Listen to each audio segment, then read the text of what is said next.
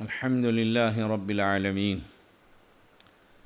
والعاقبة للمتقين والصلاة والسلام على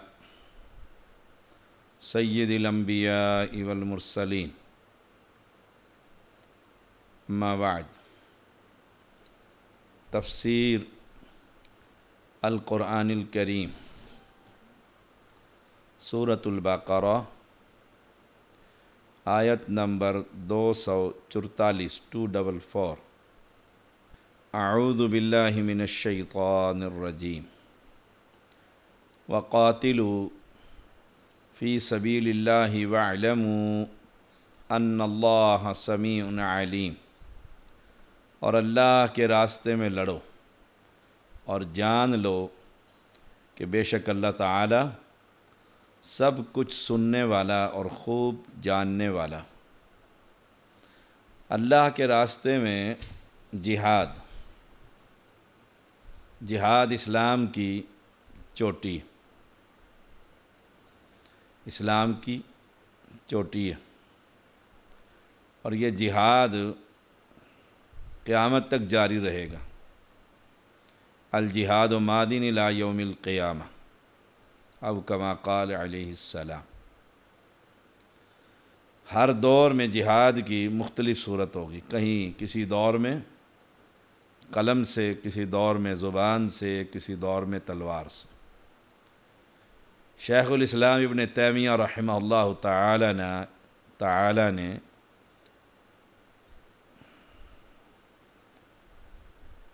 شیخ الاسلام ابن تیمیہ رحمۃ اللہ علیہ نے تینوں جہاد کیے،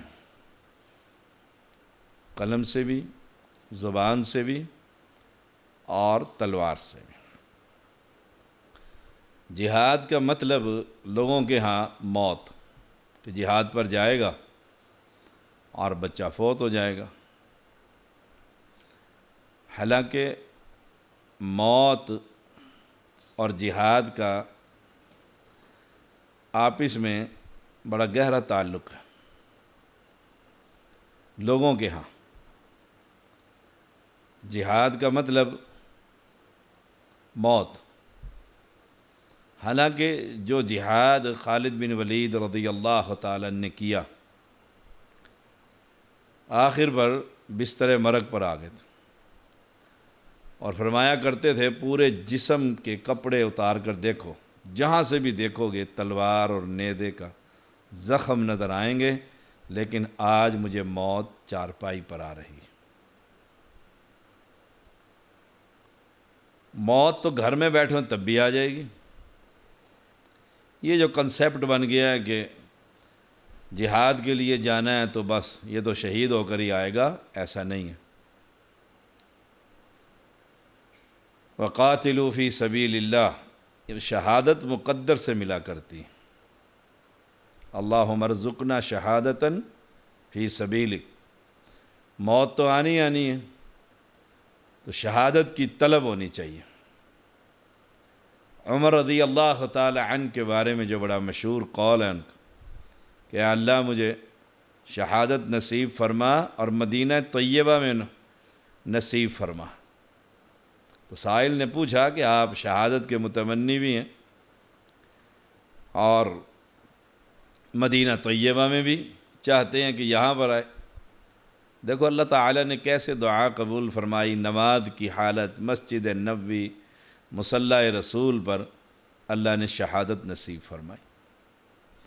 ایک مجوسی غلام نے آپ کو، ابو لؤلؤ جو تھا، فیروز نامی بدبخت، اس کے ہاتھوں آپ کو شہادت ملی۔ تو موت تو آنی ہے، تقدیر میں جہاں لکھا ہے نا وہاں پر موت اسے لے جائے گی، موت اسے لے جائے گی۔ قرآن مجید کے اندر اللہ کریم نے فرمایا اینما تکونوا یدرککم الموت ولو کنتم فی بروج مشیدہ، سورۃ النساء 78۔ تم جہاں کہیں بھی ہو تمہیں موت پالے گی، خواہ تم مضبوط قلعوں میں ہو۔ موت وہاں بھی آئے گی۔ تو موت سے ڈر کر جہاد کو چھوڑ دینا یہ کوئی خیر کا کام نہیں ہے۔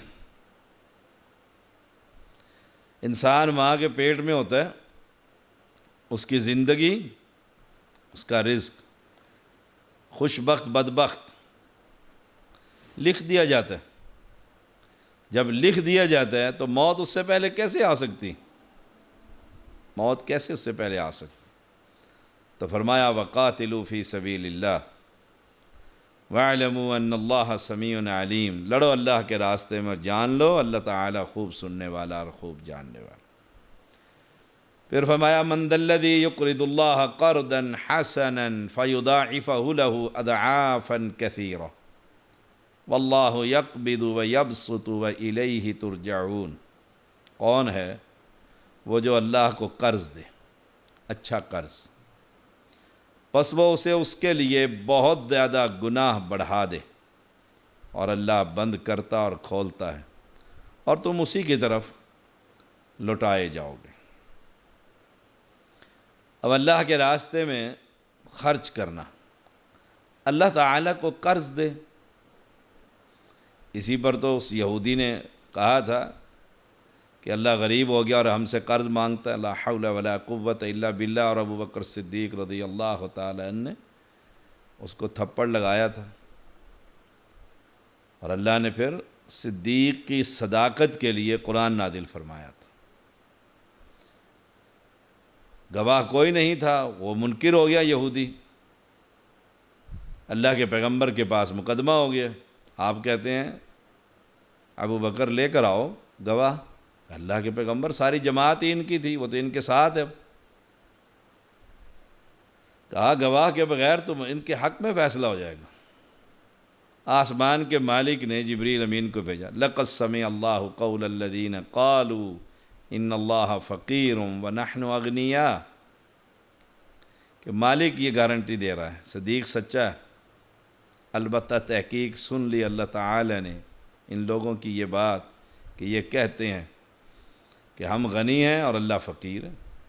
آسمان کے مالک نے اس صدیق کی صداقت ثابت کر دی، اور آج کیسا پاکستان ہے کہ اس صدیق اکبر رضی اللہ تعالی عنہ کو چوکوں میں کھڑے ہو کر لوگ لعنت بھیجتے ہیں۔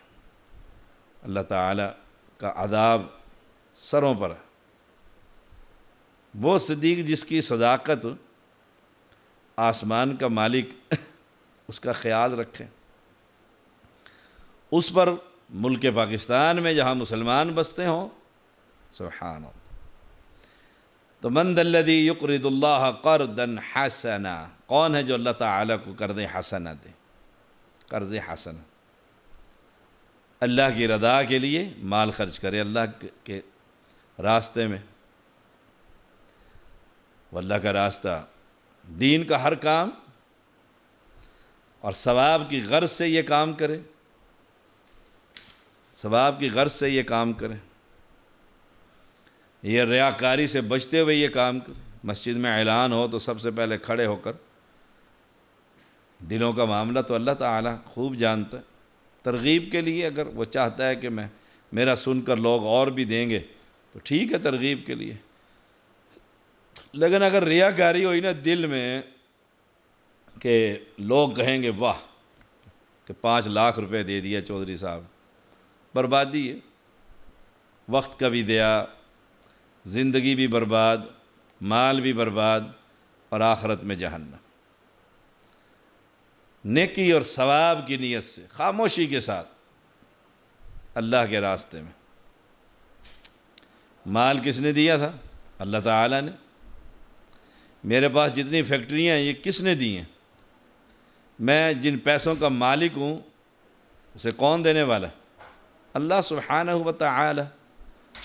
اللہ خود ہی دے رہا ہے مال، کسی کو کم اور کسی کو زیادہ، اور خود ہی ان سے واپس مانگ رہا ہے کہ مجھے دو، میں تمہیں اور بڑھا کر دوں گا۔ سبحان اللہ، اور بڑھا کر دوں گا۔ کمال نہیں اس بادشاہ کا۔ اللہ تعالی نے فرمایا ان اللہ اشتری من المؤمنین انفسهم وَأَمْوَالَهُمْ بِأَنَّ لَهُمُ الْجَنَّةَ سورۃ توبہ 111۔ بے شک اللہ تعالیٰ نے مومنوں سے ان کی جانیں اور ان کے اموال خرید لیے، اس کے بدلے یقیناً ان کے لیے جنت۔ سبحان اللہ، یقیناً جنت۔ اب جانیں بھی اللہ نے خرید لی ہیں، بھی میں نے پیدا کیا ہے، میں نے تمہیں جوان کیا ہے، میں نے تمہیں قوت دی ہے، میں نے تمہیں لڑائی کا فن دیا ہے، اب اسے میرے راستے میں جان کو لگا دو۔ ایسے ہی یہ مال میں نے دیا ہے، تم نے تھوڑا سا کاروبار شروع کیا، محنت کی، میں نے اس میں برکت ڈال دی، برکت ڈال دی۔ کتنے چھاپڑی والے تھے، وہ ملتان کا جو سائیکل پر کسی دور میں پہلے سر پر، پھر سائیکل پر، پھر کھوکے پر جو بیچا کرتا تھا سامان، وہ پھر جب فوت ہوا تو کتنی فیکٹریوں کا مالک تھا وہ۔ اسے یہ مال کس نے دیا؟ ہر شخص سوچے یہ مال مجھے کس نے دیا؟ تو فطرت کہے گی، اس کی سلیم الفطرت اگر بندہ ہوا، کہ یہ مال تو اللہ تعالیٰ نے دیا۔ جب وہ دے کر کہتے ہیں اچھا مجھے دینا ذرا، میں تمہیں دگنا کر دوں گا، دینے والا بھی میں، بند کرنے والا بھی میں ہوں، تمہارے میں دل کو دیکھ رہا ہوں۔ جیسے سورۃ البقرہ کے اندر اللہ کریم نے فرمایا، مثل الذین ينفقون اموالهم فی سبیل اللہ کمثل حبۃ انبتت 7 سنابل فی کل سنبلۃ 100 حبۃ واللہ یضاعف لمن یشاء واللہ واسع علیم۔ سورۃ البقرہ 261۔ جو لوگ اپنا مال اللہ کی راہ میں خرچ کرتے ہیں، اس کی مثال اس دانے جیسی ہے جس میں 7 بالیاں نکلیں اور ہر بالی میں 100 دانے، اور اللہ تعالیٰ جسے چاہے بڑھا چڑھا کر دے، وہ تو بادشاہ ہے نا۔ یہ اللہ کے راستے میں خرچ کرنے والوں کے لیے، خرچ کرنے والوں کے لیے، وہ جہاد، وہ مسجد، وہ مدرسہ، وہ یتیم کی کفالت، جو بھی دین کا کام ہے، اس کے راستے میں جو خرچ کرتا ہے اللہ کے راستے میں، اس کی مثال اللہ نے کہ 7 بالیاں، دانہ ایک ڈالا ہے، اس ایک سے سٹا جو نکلا ہے پودا، اس پر 7 بالیاں، ہر بالی میں 100 دانے، جب کتنا بڑھا دیا اللہ تعالیٰ نے ایک دانے کو۔ یہ مثال ہے اس شخص کی جو اللہ تعالیٰ کے راستے میں خرچ کرتا ہے، خرچ کرتا ہے۔ ایک نیکی کا اجر الحسنۃ بعشر امثالها، ایک نیکی کا اثر 10 گنا۔ تو اللہ کے راستے میں خرچ کرتے رہنا چاہیے، مالک کے راستے کے اندر۔ یہ مال اسی کا دیا ہوا ہے، یہی ملے گا۔ اب یہ نہیں کہ میں تو غریب آدمی ہوں، میری تو تنخواہ 10,000 ہے، 5,000 ہے، 2,000 ہے، دیہڑی دار ہوں، کبھی لگ گئی کبھی نہ لگی، لیکن میں تو خود فقیر آدمی، تم بھی 1 روپیہ دے دو، 50 پیسے دے دو، ایک کھجور کھلا دو کسی غریب کو اللہ کے راستے میں۔ مسجد بن رہی ہے، 12 روپے کی ایک اینٹ ہے، ایک اینٹ مسجد میں لگوا دو اللہ کے راستے میں۔ جہاد کے لیے مجاہد جا رہا ہے، اسے چنے ہی لے دو، کھجوریں لے دو 10 روپے کی، اللہ کے راستے میں اپنی استطاعت کے مطابق خرچ کرو، تو اللہ تعالیٰ اس قرض حسنہ، اچھا قرض، اس کو کئی گنا بڑھا چڑھا کر دے گا۔ تو اللہ کے راستے میں خرچ کرتے رہنا چاہیے، یاد رکھیے، دیتے رہنا چاہیے، دیتے رہنا چاہیے۔ اللہ تعالیٰ اس کے بدلے پھر بہت دیتا ہے۔ اور اگر میں گن گن کر رکھتا رہوں، صدقہ ہی نہ کروں، خیرات ہی نہ کروں، سب سے بہترین صدقہ اپنی جان پر، اپنی صحت کا خیال جو اللہ نے دیا ہے اس کا اظہار، ان نعمتوں کا، پھر اپنی اولاد پر خرچ، ان کو اچھا کھلانا، اچھا پلانا، اچھی تربیت کرنا، اچھی تعلیم دینا، اپنی اولاد پر مال خرچ کرنا، سبحان اللہ، بہترین صدقہ۔ پھر اپنے قرابت داروں میں، رشتہ داروں میں، کہ یہ غریب ہے، اسے ضرورت ہے، اسے میں عیدی آئی، عید کا موقع ہے تو عیدی دے دوں، کچھ پیسے اس پہ ہاتھ پر رکھ دوں، چلو بھائی، تاکہ اس کے گھر میں کچھ خوشحالی آ جائے گی، اس کا دوہرا اجر ہے، ایک صدقے کا، دوسرا صلہ رحمی کا کہ رشتہ دار ہے۔ ایسے ہی میں اچھا کھانا کھا رہا ہوں تو آج میں مدارس کے طلباء کو کوئی اچھا کھانا کھلا دوں، سبحان اللہ، اس کی بڑی مثالیں۔ تو اللہ کے راستے میں من ذا الذی یقرض اللہ قرضا حسنا فیضاعف له اضعافا کثیرا واللہ یقبض ویبسط والیہ ترجعون، جانا اسی کی طرف ہے، سب کچھ یہیں رہ جائے گا۔ جب آئے تھے تو جسم پر کپڑا نہیں تھا، جب جاؤ گے، ہم جائیں گے تو کفن کی جیب نہیں ہوتی، کفن کی جیب نہیں ہوتی، سب کچھ یہاں رہ جائے گا۔ وہاں کیا ملے گا؟ جو میں نے اپنے ہاتھ سے اللہ کے راستے میں دے دیا، وہ وہاں پر جمع ہو رہا ہے، اور اللہ قبول کر لی، اللہ نے وہ نیکی، وہ خیر، وہ مال قبول کر لیا، اللہ اس کو بڑھا رہا ہے، عہد کے پہاڑ جتنا کر دیتا ہے۔ تو اللہ کے راستے میں خرچ کرتے رہنا چاہیے۔ اللہ تعالی ہم سب کو اور خرچ کرنے کی توفیق دے، اور بلائنڈ مین بن کر خرچ نہیں کرنا چاہیے کہ آیا اور دے دیا، کس کو دیا ہے، وہ یہیں کھا گئے ہیں، یہیں پی گئے ہیں، اس طرح کے بڑے واقعات ہیں۔ دیکھ کر دیجیے، جہاں کام ہو رہا ہو، جہاں اللہ کے راستے میں خرچ کرنے والے خرچ کر رہے ہو۔ وہ کوٹ روڈ کی مسجد، وہاں پر تعمیر شروع تھی، کراچی کوٹ روڈ، کراچی پاکستان، بہت بڑی مسجد ہے، بہت خوبصورت مرکز ہے۔ تو رات کو 2 بجے کے قریب ایک شخص آیا، اس نے مسجد کے خادم کو بلایا اور کہا باہر آؤ، باہر آ گیا۔ اس نے ڈگی کھولی، جو آٹے کی بوری ہوتی نا 2.5 من کی، وہ نوٹوں سے بھری ہوئی تھی، کہا یہ بوری اٹھاؤ اور اس مسجد میں لگا دو، اس مسجد میں لگا دو۔ وہ بڑا حیران ہوا، اتنے پیسے؟ اب دینے والا اور لینے والا 2 ہی آدمی ہیں نا، رات کی تاریکی ہے، کوئی دیکھ نہیں رہا، دیکھو ریاکاری سے کتنا بچا۔ اس نے کہا جی آپ ذرا ٹھہریے، میں آپ کو رسید کاٹ دوں۔ کہا میں نے رسید اللہ سے لے لی، اس کے راستے میں دے دیے، بس یہ جاؤ یہ مسجد میں لگا دو۔ آپ کون ہیں؟ میں اللہ کا بندہ ہوں۔ نہیں پہچان سکا یہ کون بندہ ہے، اور وہ دے کر پیسے چلا گیا۔ وہ خادم بھی کوئی متقی شخص تھا، اس نے جا کر اسی وقت ہی مسجد کے امیر، ذمہ داران، کمیٹی جو بھی، ان کو اٹھا دیا۔ اس نے کہا بھائی یہ دیکھو یہ پیسے، اتنے پیسے، بوری بھری ہوئی ہے نوٹوں سے۔ کہا کوئی بندہ دے، کون دے گیا؟ اس سے ملاؤ، اس سے ملاقات کر۔ انہوں نے کہا تو گیا، رسید؟ اس نے کہا رسید میں نے اللہ سے لے لی، یہ مسجد میں لگا دو۔ آج تک کسی کو یہ نہیں پتہ چل سکا وہ آدمی کون تھا۔ یقیناً وہ اس مسجد کا نمازی تھا،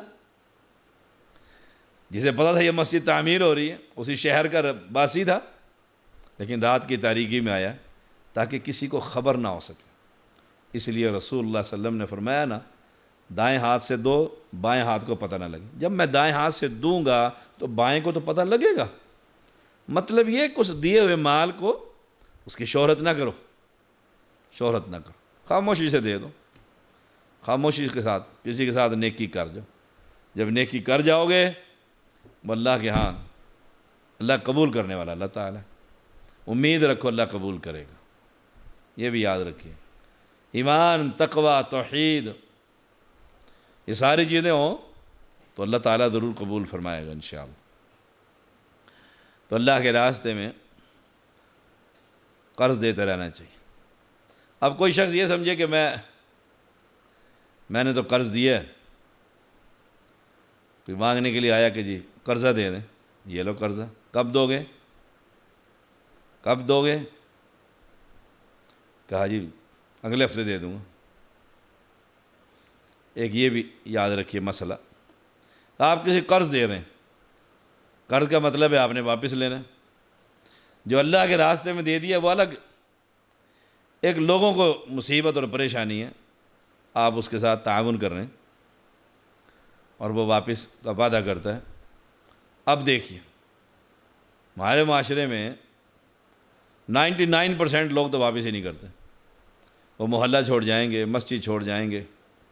یہ تجربہ میرے ساتھ عبدالعزیز ٹرسٹ جس کا میں خادم ہوں، ہم نے شعبہ بنایا لوگوں کو قرض دیں، پھر ان سے واپس آئے تو اگلوں کو دیں۔ جن کو بھی دیا، جتنا بھی دیا،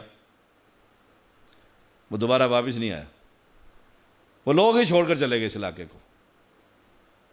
کبھی کہیں نظر آئے،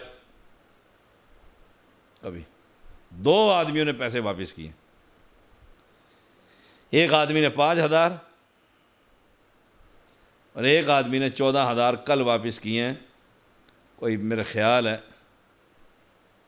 2020 چل رہا ہے، کوئی 8-10 سال کے بعد، باقی سب بھاگ گئے۔ 2 نقصان، ایک تو پیسہ گیا، دوسرا میرے مسجد کے نمازی چلے گئے۔ پھر ہم نے اس پر وہ قرض حسنہ کی جو سکیم تھی وہ بند کر دی۔ جو شخص لیتا ہے اس نیت سے کہ میں نے واپس نہیں کرنے، وہ ان کو دوبارہ ملاقات بھی نہیں کرنی، جیسا معاشرے کے اندر یہ عام ہے، تو ایسے لوگوں سے بچیے۔ حلال اور طیب مال۔ ہاں، ایسے لوگ جو گاؤں اور دیہاتوں میں جو چھوڑ کر جا نہیں سکتے، یہ تو اسلام آباد ہے نا، جو علاقے کے لوگ ہیں، نسل در نسل رہ رہے ہیں، جا نہیں سکتے، اور انہوں نے قرض لے لیا ہے، ان کے ساتھ نرمی کیجیے، نرمی کیجیے۔ ایک شخص فوت ہوا تو کسی کے خواب میں آیا، اسے پوچھا کیا حالات رہے؟ کہا اللہ نے بڑی نرمی کی۔ کیسے؟ کہ رب نے فرمایا تو میرے بندوں کے ساتھ نرمی کرتا تھا نا، قرض کا آیا، ڈیٹ آ گئی، آپ نے فون کیا، مانگا قرض، اس نے کہا جی ابھی نہیں ہے، 6 مہینے اور دے دیں، تو آپ 6 مہینے اور دے دیتے تھے، پھر 6 مہینے دے دیتے، ڈھیل دیتے رہتے۔ اللہ نے مجھے بھی ڈھیل دے کر معاف کر دی۔ اور یہ دیکھ لیجئے کوئی پروفیشنل بیگر نہ ہو، پروفیشنل بیگر نہ ہو، جس کا کام ہی لوگوں کو لوٹنا ہے، اور ایسے ڈھیٹ ہوتے ہیں، سچی بات ہے، ہمیں شرم آ جاتی، ہمیں شرم آ جاتی۔ اس پر بہت سارے واقعات ہیں۔ ایک شخص کو میں نے دیکھا، بہت لباس سے، وضع قطع سے اسے مانگنے کی عادت پڑ گئی۔ میں نے اسے تحقیق جب کی تو پتہ لگا کہ اس نے تو کاروبار بنایا ہوا، اب چھوڑ دیا اس نے محنت مشقت کرنا۔ وہ دن رات علماء کے نمبر تلاش کرتا رہتا ہے، اور تلاش کر کے پھر وہاں پر فون کر کے روتا دھوتا ہے، اپنی بیوی سے کرواتا ہے، اور پھر کوئی عالم اسے پیسے دے دیتا ہے، پھر غائب ہو جاتا ہے، پھر دوسرے کے تیسرے کے پیچھے۔ میں نے اسے رقم نہ دی، جب میں نے تحقیق کی تو وہ تو بہت اوپر تک کے علماء تک، میں تو ایک طالب علم ہوں، میں نے اس کو کہا نہیں ہم نہیں دے سکتے۔ اس نے وہ غلیظ گالیاں دی، سبحان اللہ و بحمدہ، سبحان اللہ العظیم۔ ایسے بھی لوگ، ہم کسی سے مانگتے ہیں نا اللہ کے راستے میں، کہ اللہ کے راستے میں خرچ کرنا ہے، یہ مسجد ہے، یہ مسجد اللہ تعالیٰ کے فضل سے میں نے بنائی ہے، اس میں 9 کروڑ روپے لگا، الحمدللہ رب العالمین۔ اب ہم لوگوں کو فون کرتے تھے، دوستوں کو، ذمہ داران کو، جو جن کے ساتھ تعلق تھا، بس فون کر کے انہیں یاد دہانی کرا دی، لا یسألون الناس الحافا، چمٹ کر کبھی نہ مانگا۔ 2 دفعہ کے بعد انہیں یاد کرا دیا کہ میں اب دوبارہ فون نہیں کروں گا۔ کیوں؟ اس لیے کہ قرآن منع کرتا ہے کہ پیچھے پڑ جاؤ اگلے بندے، لا یسألون الناس الحافا، چمٹ کر سوال نہیں کرنا۔ اگلا بھی کہے گا پتہ نہیں کس میں مصیبت میں آ گیا۔ وہ مجھے یاد آیا، مجھے کسی نے خبر دی کہ اسٹیٹ بینک کا گورنر جو ہے وہ آپ کے پیچھے جمعہ پڑھتا ہے۔ میری ایک خامی ہے کہ میں کسی سے نہیں پوچھتا کہ آپ کیا کاروبار کرتے ہیں، کس محکمے میں۔ وہ بھی اس وجہ سے ہے کہ میں سوچتا ہوں کسی اس کے ذہن میں یہ نہ آئے کہ یہ پیسے مانگنے آ جائے گا، یہ اپنے بچے کو نوکری دلوانے آ جائے گا۔ اللہ اکبر، میں کسی سے پوچھتا ہی نہیں کس محکمے میں۔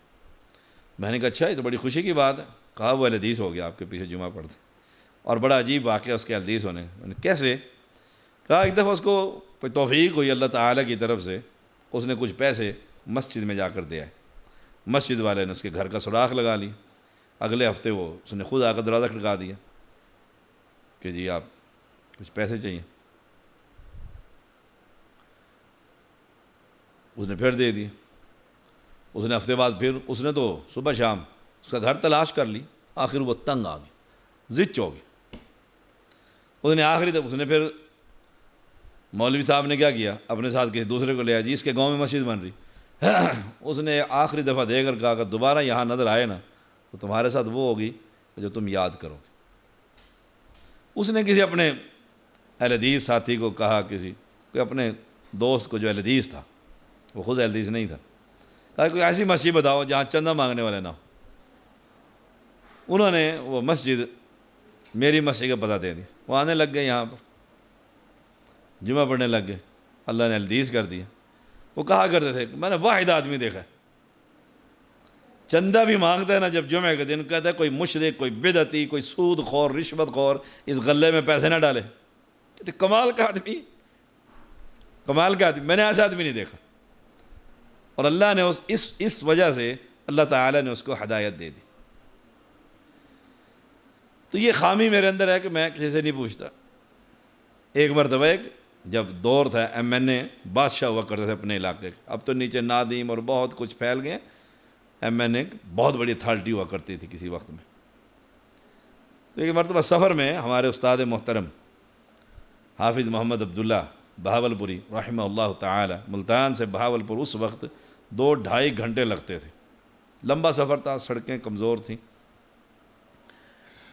تو وہاں سے ایم این اے صاحب ساتھ سفر میں، انہوں نے بہاولپور جانا تھا، کسی آفس میں کسی طرح اکٹھے ہوئے، تو حافظ صاحب بھی ساتھ جمعہ پڑھایا، ادھر سے واپس جا رہے ہیں تو گاڑی میں ایم این اے صاحب نے کہا جی میں اپنے ساتھ لے چلتا ہوں، میں نے بھی جانا ہے، تو جمعہ پڑھا ہے ان کے پیچھے، کٹھے چلتے۔ راستے میں تعارف ہوا جی یہ ممبر قومی اسمبلی، حافظ صاحب نے فرمایا ماشاء اللہ، بس پھر اور باتیں ہوتی رہی۔ وہ ایم این اے نے جب اتارا آپ صاحب کو تو اس نے ڈرائیور کو کہا کمال کا، میں نے زندگی میں پہلا آدمی دیکھا ہے، پہلا آدمی دیکھا ہے، ورنہ کسی کو یہ پتہ لگ جائے یہ ایم این اے ہے، اپنے بیٹے کے کاغذ، اپنے فلاں کے کاغذ، اپنے فلاں مقدمہ، اپنا فلاں فون کر دینا، اپنا فلاں، بس بندے نے پوچھا تک نہیں ہے، کوئی حاجت پیش نہیں کی ہے۔ سبحان اللہ و بحمدہ، سبحان اللہ العظیم۔ تو بات چل رہی تھی من ذا الذی یقرض اللہ قرضا حسنا، اللہ کے راستے میں خرچ کیجئے، اللہ مجھے اور آپ کو خرچ کرنے کی توفیق عطا فرمائے اور شہرت اور ریاکاری سے محفوظ رکھے۔ وآخر دعوانا الحمدللہ رب العالمین۔